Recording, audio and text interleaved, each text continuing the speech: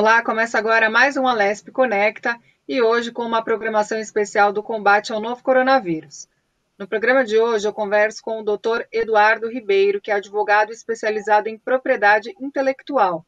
Vamos falar sobre a Lei Geral de Proteção de Dados. Doutor, seja bem-vindo, muito obrigada pela sua participação aqui conosco mais uma vez. Obrigado, eu que agradeço por mais uma oportunidade aqui na TV Alesp, para a gente estar discutindo um tema que é tão importante e que vai realmente mudar a rotina da população e das empresas brasileiras.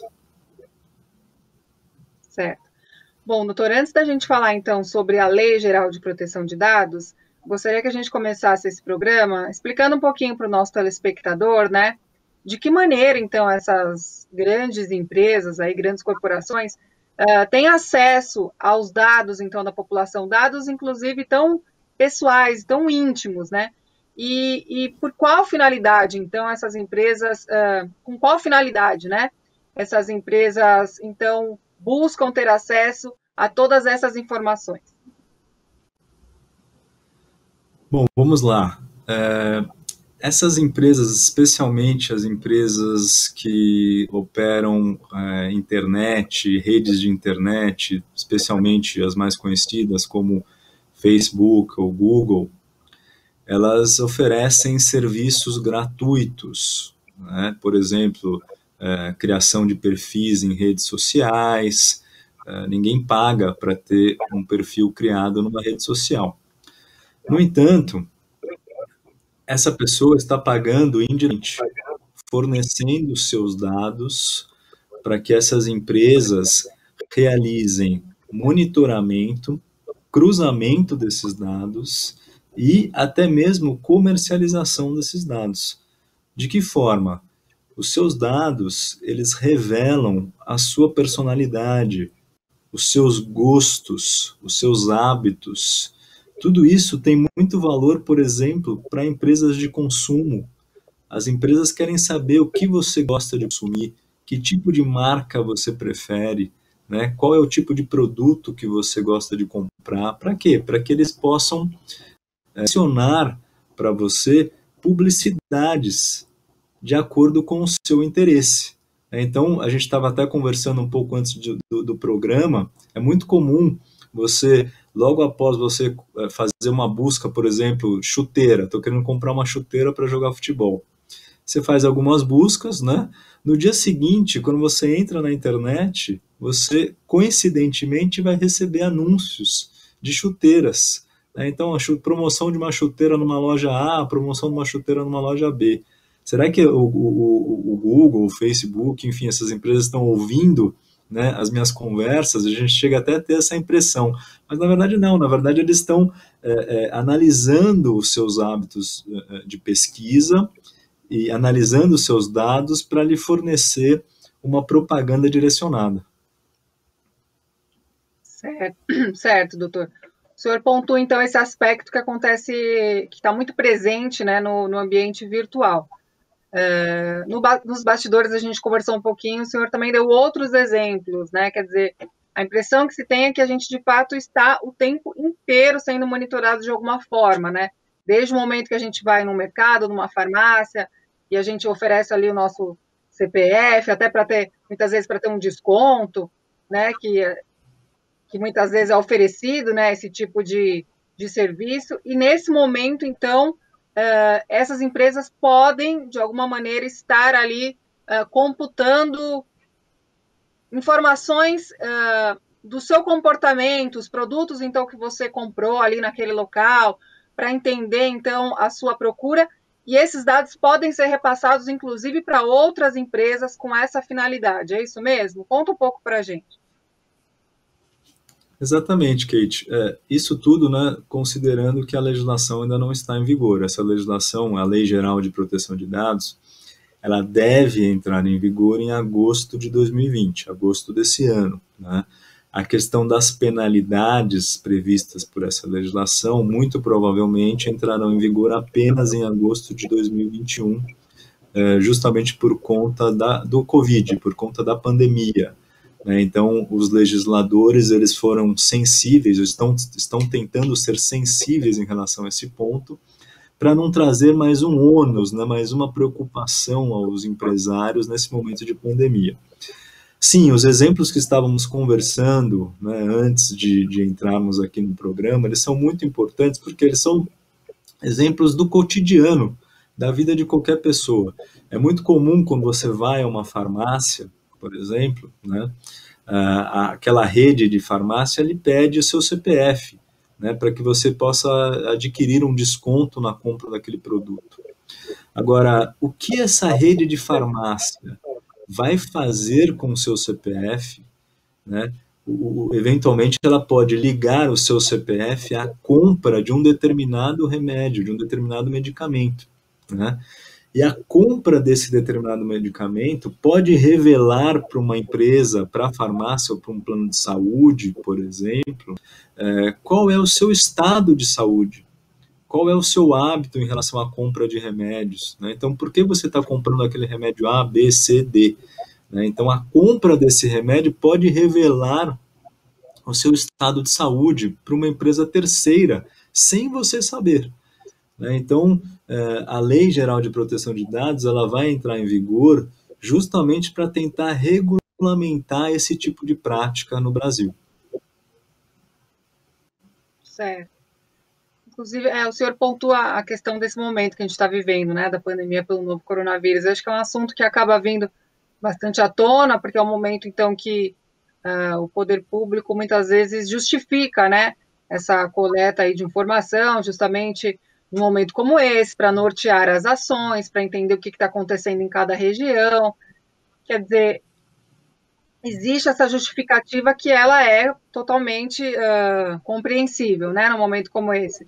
Em contrapartida, existe também, doutor, de alguma forma aí, um questionamento, né, do que pode ser feito com esses dados aí num pós-pandemia, por exemplo. Quer dizer, existe essa preocupação também?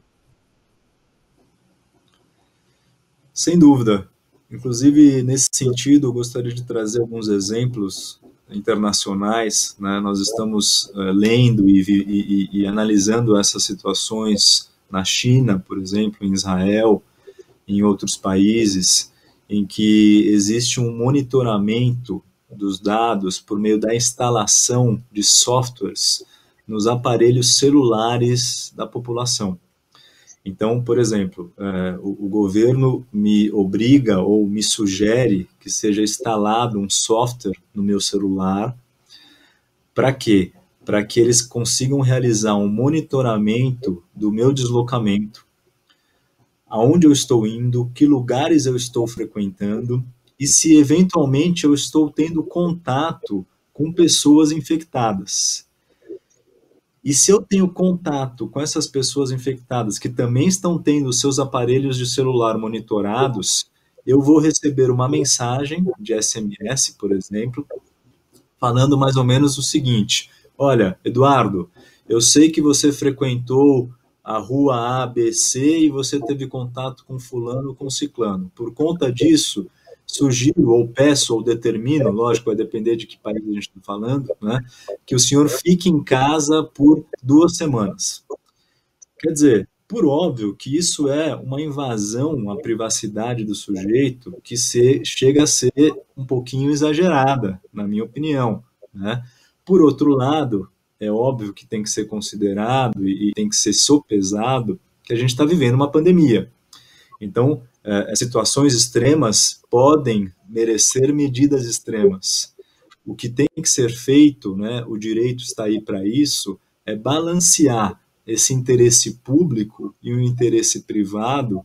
Quer dizer, tudo bem, temos que conter a pandemia, né, que a doença seja espalhada, óbvio que isso deve ser feito e a responsabilidade do governo fazer isso. Por outro lado, também temos que preservar, na medida do possível, a privacidade, a intimidade, a vida privada do cidadão, né, de modo que esses direitos não sejam atropelados numa situação como essa que estamos vivendo. Né? Então, há de ocorrer um sobesamento, um balanceamento nesse sentido, para que os dois interesses, o público e o privado, ser atendidos nesse momento. Certo. Doutor, a gente vai começar a falar um pouquinho sobre a Lei, né, Geral de Proteção de Dados, para nosso telespectador entender exatamente o que diz essa lei, né, de que maneira ela vai impactar, então, não só a vida das empresas, mas como da própria população. Mas antes disso, eu queria te fazer uma pergunta.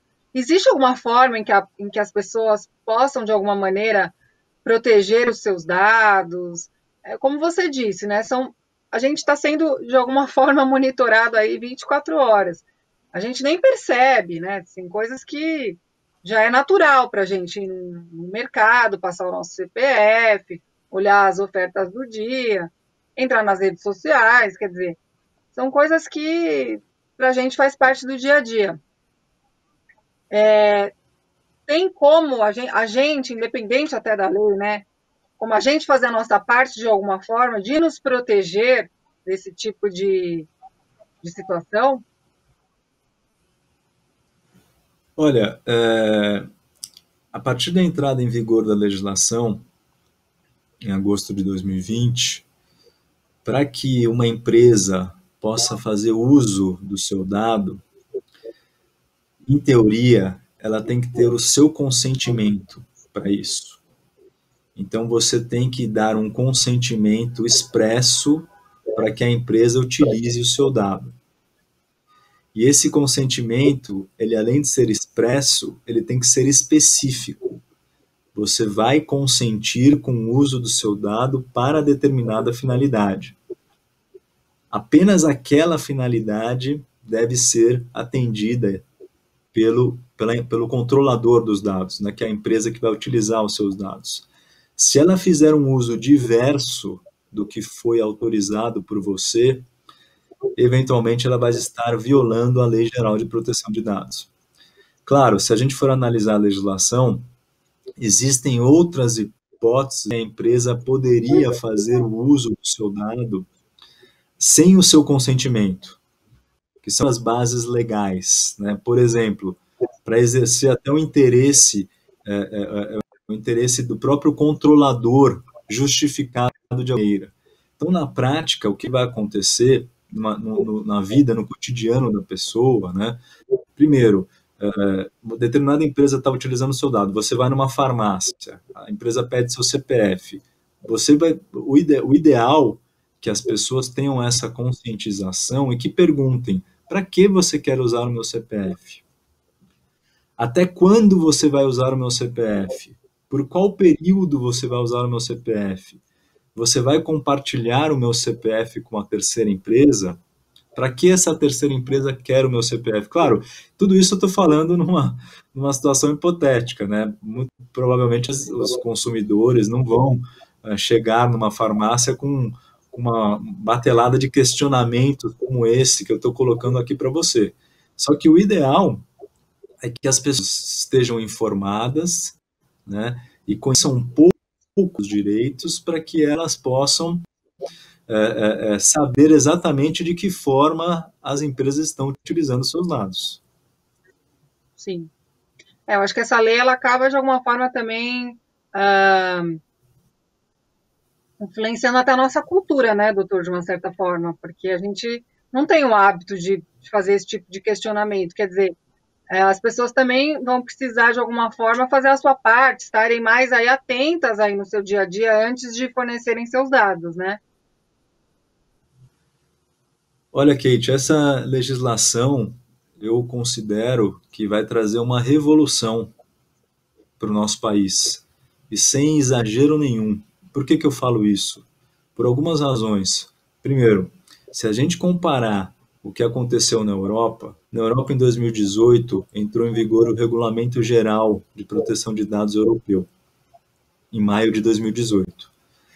Só que esse regulamento, ele nada mais é do que um compilado de legislações dos países daquele continente. Então, muitos países, antes mesmo de 2018, na década de 70, na década de 80, já tinham legislações locais e nacionais que tratavam dos dados, que eu quero dizer com isso? Que para o cidadão europeu, essa legislação, esse regulamento que entrou em vigor em 2018, não é uma grande novidade, porque eles, de uma forma ou de outra, já conviviam com essa realidade. No Brasil é totalmente diferente. Nós nunca tivemos uma legislação específica para tratar da regulamentação dos dados. Claro, nós temos a Constituição Federal, nossa Carta Magna, que prevê ali alguns direitos fundamentais, como o direito à vida privada, a privacidade, a inviolabilidade do sigilo de correspondência. Existem alguns princípios na Constituição que, por óbvio, né, nos protegem nesse sentido. Agora, uma legislação específica para tratar desse tema, nós nunca tivemos. Essa lei ela vai ser uma revolução para as empresas, para a população, tal qual ocorreu na década de 90 com o Código de Defesa do Consumidor. Eu comparo essa lei com o Código de Defesa do Consumidor, eu tomo a liberdade, eu me arrisco a fazer essa comparação, porque eu acredito realmente que essa lei vai trazer uma revolução na vida empresarial. E vejam, algumas pessoas, algumas empresas acreditam de forma errada, erroneamente, que essa lei só traria impacto para empresas que operam na internet. Então, para um Google, para um Facebook, para um LinkedIn, para um Twitter, alguma coisa nesse sentido. Isso não é verdade. Essa lei ela vai implicar no cotidiano empresarial de qualquer empresa, independentemente do porte. Desde um mercado aqui na esquina, um pequeno mercado de bairro, até uma enorme corporação multinacional. Por isso que eu falo que essa lei realmente vai ser uma revolução. E, doutor, me fala uma coisa. Não é que a lei vai proibir expressamente aí que as empresas tenham acesso a determinados dados, quer dizer, alguns critérios passam então a ser estabelecidos até para proteger, né, a população. Em que casos, né, esses dados vão poder, de alguma forma, ser acessados aí por parte do poder público e até das próprias empresas? Olha, a lei ela traz algumas hipóteses em que as empresas poderão realizar o tratamento de dados, né? O tratamento de dados nada mais é que o uso, todo e qualquer uso do dado pessoal, ele é classificado pela legislação como um tratamento, tá? O primeiro exemplo de possibilidade para que essas empresas realizem o tratamento de dados, a gente já conversou um pouquinho, que é o consentimento do titular, né? Então, Certo. se a empresa tiver o consentimento do titular, ela vai poder usar os dados. No entanto, existem outras situações em que a empresa vai poder fazer o uso desses dados. A legislação traz outros exemplos. Então, o que eu cito aqui? Por exemplo, para cumprir uma determinada obrigação legal, então a empresa tem que cumprir uma obrigação legal, por isso que ela está fazendo uso do seu dado. Para a realização de estudos por órgão de pesquisa, desde que esses dados sejam anonimizados, para a proteção da vida ou da incolumidade física do titular do dado, para a tutela da saúde. Então, assim, existem alguns exemplos, algumas situações em que a legislação prevê que esse uso do dado pode ser fundamentado. Existe um ponto muito importante que eu acho que vai trazer aí também bastante discussão, bastante pano para manga. Veja, a gente está tratando de uma legislação que ainda não entrou em vigor. Então, assim, essa legislação vai ter que ser interpretada pelos tribunais, vai ter que ser interpretada pelos especialistas. Só que, claro, a gente analisando a legislação, nós como especialistas, podemos prever que alguns pontos merecem menor ou maior atenção e que alguns pontos certamente serão objeto de grande discussão. Por exemplo, existe uma base legal aqui para o uso de dado, que é o interesse legítimo do controlador, desde que não afetem direitos e liberdades fundamentais. Primeiro, o controlador é a empresa que está de posse do seu dado. Tá? Então, a lei prevê que, se ela tiver um interesse legítimo e desde que não afetem direitos e liberdades fundamentais, ela vai poder fazer uso desse dado. Agora, o que seria interesse legítimo? Então, o interesse legítimo da empresa, por exemplo, pode ser lucrar mais, ganhar mais mercado, vender mais produtos. Doutor, o senhor fala então dessa modalidade, né, em que existe então uma autorização aí por particular aí, então que autoriza então o uso desses dados. Ainda que haja esse consentimento, né, por parte de então de quem fornece esses dados, quais são os cuidados que as empresas vão precisar tomar a partir dessa lei, né, que entra em vigor em agosto? Olha, a questão do consentimento, olhando pelo lado da empresa, o consentimento ele é realmente a pior das hipóteses. Ele é a pior das bases legais. Por que eu falo isso? Porque o consentimento ele pode ser revogado a qualquer momento. Então eu posso dar, por exemplo, consentimento para a farmácia da esquina usar meu CPF hoje, e amanhã eu posso acordar de mau humor, chegar nessa mesma farmácia da esquina e falar, olha, lembra aquele consentimento que eu te dei ontem? Eu vou revogá-lo hoje. Então, o que eu quero dizer? Para uma empresa, para uma pessoa jurídica, realizar o uso, o tratamento de dados com base no consentimento de um titular é algo absolutamente instável, é algo absolutamente inseguro para ele, né? Então, esse ponto deve ser destacado. Em relação ao consentimento em si, o que é muito importante é que a legislação prevê que autorizações genéricas elas serão nulas, serão consideradas nulas. O que eu quero dizer com isso? Que a autorização, o consentimento, ele tem que ser muito específico. Por exemplo, se eu autorizei a farmácia da esquina utilizar o meu endereço para me mandar uma correspondência, eu não estou autorizando a farmácia da esquina a utilizar o meu e-mail para me encaminhar uma mala direta. Então, assim, e se isso acontecer, a farmácia da esquina vai estar utilizando o meu dado de uma forma que eu não autorizei. Então, o que é bom destacar aqui é que o consentimento tem que ser absolutamente específico para aquela finalidade. E a finalidade deve ser respeitada pelo controlador, por aquela empresa que está fazendo uso do dado. Caso contrário, ela pode incorrer em penalidades. Certo, doutor. Mas como esse consentimento, a pessoa vai precisar assinar alguma coisa? Como que vai ser feito esse acordo aí? Até para que, se houver algum problema, a empresa possa justificar que houve o consentimento, ou o contrário, né? A pessoa, o cidadão, possa dizer, não, eu não autorizei. Como que fica essa burocracia? Olha, infelizmente, sob o ponto de vista do consumidor, a legislação ela não exige que o consentimento seja escrito. Ela só fala que o consentimento tem que ser expresso. Claro que o ideal é que ele seja escrito.